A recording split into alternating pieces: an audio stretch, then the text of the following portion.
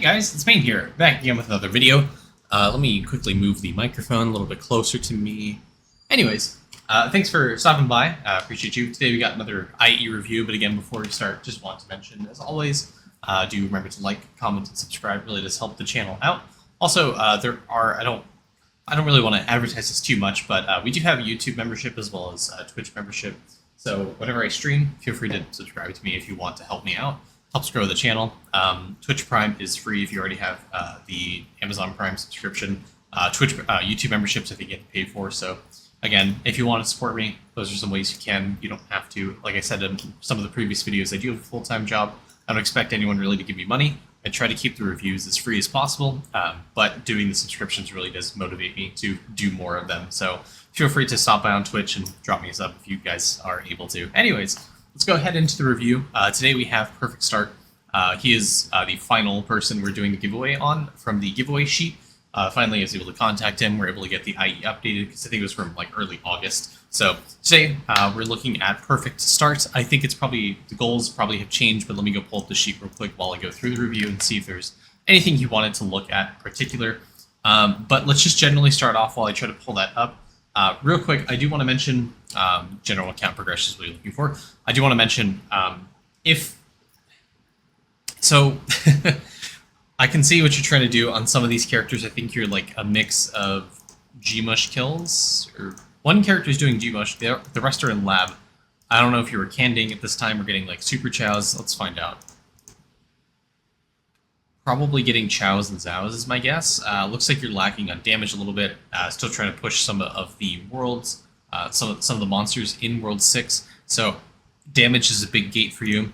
You want help getting skilling progression, but let's also talk about damage and how you can try to get to Leak Spirits.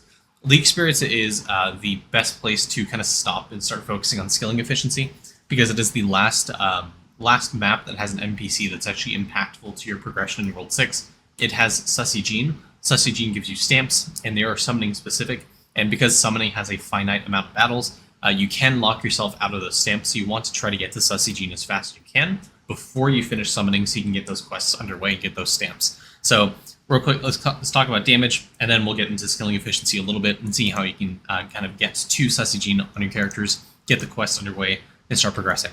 So immediately, I can tell you, you need to work on tools. Having Dementia and Void Gear, I don't think cuts it in World 6 anymore. Having a mix of what looks like, having a mix of like Platinum armor, Dementia armor, you have a Grandma's Disguise in some characters. Your gear is kind of all over the place. I think you need to spend some time upgrading them. I think you should have plenty of resources to be able to do that. Highly recommend trying to do that. So get your weapons up, get your tools up, try to get your skulls into better places because you have horn skulls. You can definitely spend better resources and salts on those. I mean, food-wise, I mean, you're doing the right thing of splitting golden hamsters across your characters. Looks like you've watched some of the previous reviews. If you have, I don't know, I didn't check your chips. If you have chocolate chip, you don't. So getting gold food's kind of hard for you, so understandable. I think, yeah. I mean, yeah, I think the gold food is kind of at the best where it is right now. My biggest recommendation is try to grind out sneaking as much as you can, because one of the Jade Emporium upgrades is, it's a little bit down here, this laboratory bling. It's going to be crucially important by the time it hits like mid-October when the chocolate chip comes in rotation. I believe the chocolate chip is in the second slot on the chip rotation. Shout out to Sheepy in our Discord. I believe he manages some of the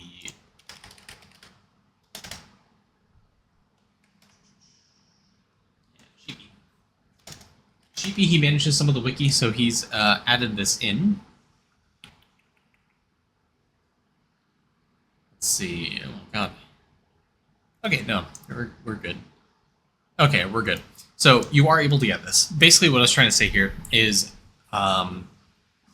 in some of the chip rotations, you see how there's two chips here. When the place this came to be was when Jade Emporium came around and it introduced these new lab stones. They essentially kicked some of the other chips out of rotation for people. So some people were seeing Silk Road Processor, some people were seeing Conductive Processor. I believe the way this works is if you do not have the Jade Emporium upgrade, you will see the first thing on this list. And for those who have the Jade Emporium upgrade, the Rhinestones, the Vets, whatever, have it unlocked, that is, they will see the Silk Road Processor, Conductive Silk Road. On November 6th, I believe you will, if you have the dual rotation, you won't see Chocolate Chip, you'll see Poker Chip. The week after, you see Chocolate Chip. But October 16th, you should be able to see it. So my biggest recommendation is try to grind the resources to get lab. Grind the resources to get yourself prepared to get the chocolate chip. I'm trying to find the resource cost for you here. Right here. You need 200k pinion spurs, 100 cheese, and 100 beachstock spices. So cheese and beachstock spices should be relatively easy for you to do by the time that comes around. Pinion spurs are going to be a little bit more difficult. You need to kind of get yourself in the mindset to grind that out right now. So let's talk about that right now. The Anvil points is something big you need to work on like immediately. Try to get this underway now so you don't have to worry about the Anvil production speed when it comes time you actually need it. So go through World 2 on like your ES and World 3, get the monster resources on every single one of your characters to start getting pinion spurs on your account. I recommend trying to produce this now. That way you have it saved up for the time chocolate chip comes around in rotation, so you don't have to wait on the resource cost for that. So yeah, by the time October 16 comes around, you should have more than enough resource to actually get it. Chocolate chip is such a huge boost to everyone's account. It's incredibly important you try to do that to get yourself geared, because you can get Onyx statues. Onyx statues is huge for your account. You can get 200% crit chance, which gives you mega crit. Helps you push the portals a lot faster because you can guarantee kill the mobs and kill the crystal mobs even. And help you gold food grind on your DK so you can get golden hamster gummies on all of your characters to get you the 10k stack on the beanstalk, the 100k stack on the beanstalk eventually. But eventually, chocolate chip is going to be a huge account boost for you. So please get those materials, get those grinding, get those underway. Other thing I want to talk about, cooking. This shouldn't be a problem by the time you get there, but do remember to go back to your cooking. For someone in World 6, this cooking is looking abysmal. I think your plates need to be a lot higher. Obviously, you don't have a lot of cooking speed, but you can still upgrade some of these meals with just like a few ladles. But biggest ways you can increase meal cooking speed we'll talk about in just a second, so stay tuned for that. Let's go through World 1, World 6, and see what you need to work on.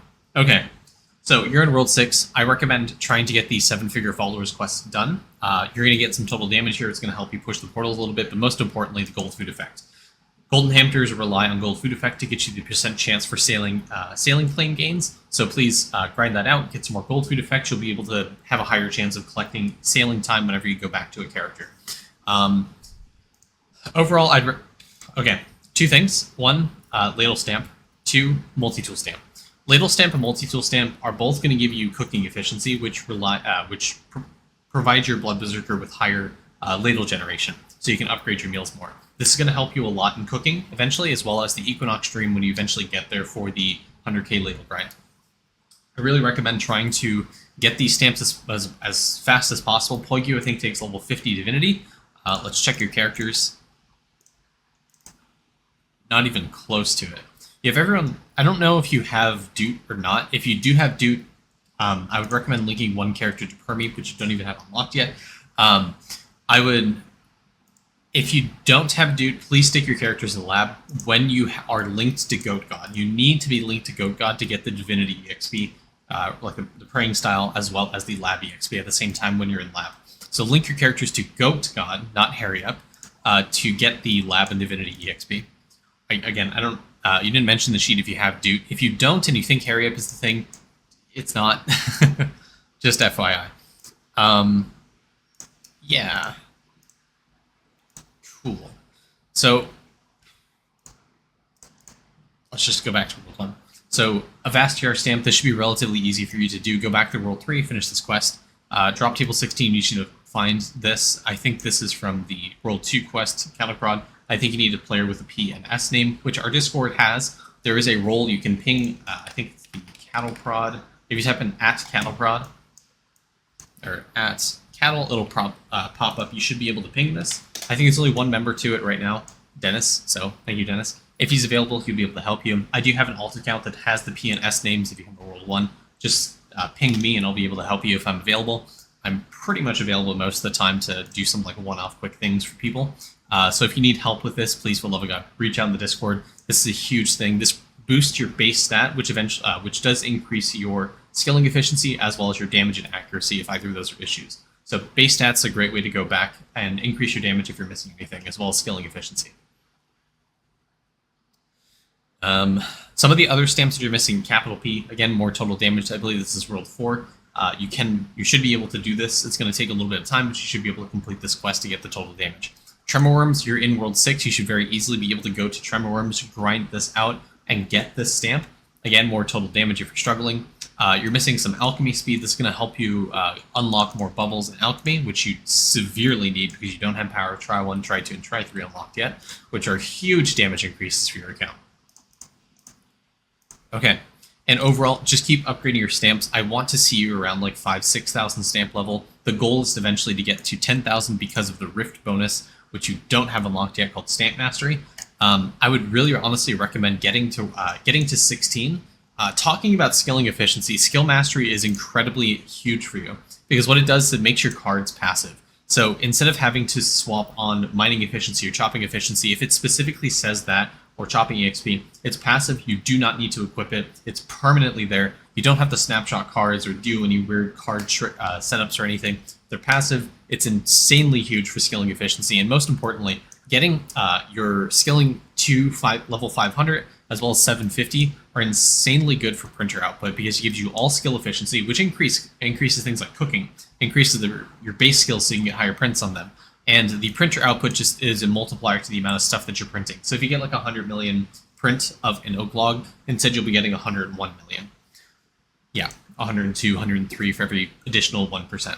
So get to 16 in Rift. It's insanely huge. It helps you a ton. Infinite star signs are not going to help you a lot to begin with because you need to do shiny pet grinding, which you may or may not be able to do yet. Yeah, you're a little bit far off from being able to do shiny pets. You need this upgrade in breeding to be able to do it. But I'd recommend right now, try to focus on some of the earlier skills from Worlds 1 through World 4. Upgrade your damage specifically, and your tools and your equipment to try to push to Leak Spirits. And then stop heavily focus on doing your skilling efficiency grind. Start focusing a lot of your attention on Divinity as well. Because in addition to the Atom grind and unlocking Boron and upgrading Boron and getting Atom upgrades and stuff, Permeep is huge because there is an achievement in World 5 for just unlocking them. For unlocking Permeep, that is, you will get the achievement to give you 10 alternate particle upgrades every single day in Alchemy, which is essentially 5 free Boron upgrades. So this is huge. Just unlocking this character, unlocking this Divinity God, is going to help you with the Atom grind in Alchemy, which again, you can cycle back into skilling efficiency or damage whenever you get there. Look at the previous videos I did on the Mid-World 6 guide, as well as the video I did on Boron as to why that's important for you in grinding out your account. But definitely doing the Divinity grind right now for you is a big thing. Getting your characters to higher lab level is definitely a huge thing for you. Getting to around level 75 lab so you can unlock the chipboard, doing your Divinity grind to get Divinity EXP, unlocking some of the stamps from World 1, unlocking some of your bubbles that you're missing here, doing like a Cranium Cook whenever it's active on your Bubo, unlocking the bubbles while you're on Bubo because of the bubble overload talent. What's it called? Bubble breakthrough, I think. Yeah, bubble breakthrough talent. This gives you higher odds of unlocking new bubbles in Alchemy to eventually get you to power of Try 1, Try 2, and Try 3. I talked about this extensively in other reviews, but power of Try 1, Try 2, and Try 3 are immensely huge for scaling your damage. They introduce some of the biggest mechanics for damage scaling, which is percent damage per base stat, per total stat that you have. So power of Try 1, the powers bubbles gives you per 250 of strength, agility, and wisdom, and also luck for the first bubble for the V-Man class. So it does scale off the total stats that you get. Helps you a ton with damage. There's also a sailing artifact which you aren't probably able to get right now called Crystal Stake. This eventually is a huge damage increase as well, but it's not something I want you to push right now. I think you're more importantly need to focus on unlocking Eldritch artifacts in Rift and getting the Fossary Tusk, the AD tablet, and eventually getting things like Fury Relic and then Crystal Stake. Fury Relic is going to be huge because talent levels provide you a ton of damage and skilling efficiency. And eventually, with your bubo, getting to level 200 tentacle is going to help you a ton with pushing alchemy and getting liquid generation, as well as finishing the rest of your bubbles for World 6. Getting 200 talent levels is going to be some of the next breakthrough that you get for your account. Once you kind of get some damage, get through Leak Spirits, your big focus, and shift attention onto Fury Relic to get the 200 talent level for your bubo. Get Tentacle and Cranium Cooking to above 200. Tentacle is the most important one for the 3-second attack cooldown reduction, and that'll help you a ton. With Cranium Cooking, you should be able to do it every like 40 to 50 minutes or so on Tremor Worms, and you should be able to kill them relatively fast. Really juice out your alchemy, and it'll literally fast forward your time in alchemy by like, I don't know, by like months to years at a time. Like every single Cranium Cook that I do, I know I have a relatively high cooking roadkill level, but I get like 500,000 seconds of time. You probably are going to get closer to like 50 to 100,000 kind of starting out, depending how fast you're killing, if you're living during the Cranium Cook or not. But getting high Cranium Cook levels is going to really juice out your alchemy, and Fury Relic is one of the keys to do that. Additionally, something you should probably kind of pay attention to is there is an achievement in World 3, which you haven't done yet, called Checkout Takeout. This gives you 5 max book levels. So you want to try to use, I believe it's confirmed in the Discord, you can use the 20 book checkout as well as the 1 book checkout, and it'll count towards the achievement appropriately. So spend your books in the talent library, get this to 1,000, you get the 5 max book level. It'll help you a little bit push towards that level 200 grind as well. Salt Lick, good. Okay, I wanted to see that you had the max book level unlocked, which you do. Perfect. I mean, I wouldn't necessarily go hard on the purple salts right now because you are salt locked, so you're going to have a little bit of a rough time trying to get this up. This is multi-kill, it's a source of it, so if you want more multi-kill, that's something you can try to keep your eye on. You're generally printing what looks like to be your class-appropriate resources. You have some characters on monster resources, which is fine. I'd recommend your V-Man as well. Try to do... I was very scared you didn't have a Maestro or V-Man. I would also recommend that they try to do monster prints and try to unlock your V-Man as quick as possible because of the Blood Marrow talent, which you don't have unlocked. Blood Marrow is another multiplier to cooking speed. It's going to help you immensely with the cooking speed grind. So, onto cooking. Let's talk about breeding. I think you need to work on breeding a little bit more. I think you need to push your pets a little bit. There is a guide sheet in our Discord, the organized tips and tricks section, about how to push the spice battles, how to push arena. But the pet arena, once you get this out, getting the 5th, 6th pet, the 5th and 6th pet battles is going to help you a ton, as well as once you reach wave 200, the 1.4x damage multi is huge for you. So definitely going to help a ton there. Push out your territory spice battles. You want to try to get as far as you can to unlock some of these spices, to unlock some of the meals. Going to alchemy real quick. You have Diamond Chef at level 19. It's 4,000 beach stock spices. You may be able to use bargain tags still to reduce the cost of this to upgrade it, but for the most part, this is going to be hit from No Bubble Left Behind from now on, and that's going to upgrade this bubble to a point where eventually, in like, I don't know, a few months, you'll be able to atom it. This is a huge multiplier to meal cooking speed. It's immensely important you try to get meals to level 11, so you get the bonus from that bubble. It's a great early game spike for cooking speed. It's going to help you a ton. In addition to the cooked meal stamp is going to give you cooking speed, not cooking efficiency. There is a vial as well. The Sand Sharks is going to help you with meal cooking speed. The Dreadnought vial is going to give you cooking speed. Fireflies are going to give you multiplicative meal cooking speed, in addition to a few other sources. I believe Turtle, I think, gives you cooking speed. I don't know. Yeah, it does, but you don't have unlocked yet. Good thing for you to try to unlock as soon as you can is going to be Venison Malt. This is going to reduce the material cost for stamps. Reducing material cost for stamps is huge. Again, it's going to help you push to 10,000 stamps a lot easier than it was before. Sigils, don't touch these. Don't worry about them for now.